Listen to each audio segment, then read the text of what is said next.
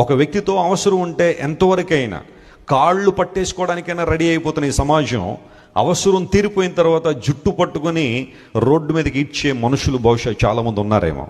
అవసరాల కోసం వాడుకోవడం, అవసరం తీరిపోయిన తర్వాత వదిలిపెట్టేయడం, అవసరాల అభిమానాలు ఆప్యాయతలు పెరిగిపోతున్న ఈ రోజుల్లో నిజమైన స్నేహానికి నిర్వచనం దొరకట్లేదు. లోకమంతా ఇలాగే ఉంది.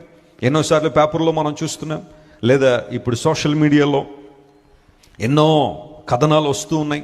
స్నేహితులే మోసం చేశారని, స్నేహితులే వదిలిపెట్టేశారని, స్నేహితులే ఇబ్బందులు పాలు చేశారని, ఇలాంటివన్నీ చాలా మనం చూస్తున్నాం. నువ్వు ఇచ్చేంత వరకు కూడా, లేదా నువ్వు అన్ని విషయాల్లో వారి అవసరాలు తీర్చేంత వరకు కూడా నువ్వు చాలా మంచి వ్యక్తి వాళ్ళ హృదయాల్లో, వారి జీవితాల్లో. కానీ ఒక్కసారి మీరు నో అని చెప్పగానే ట్రూ కలర్స్ బయటకు వస్తూ ఉంటాయి.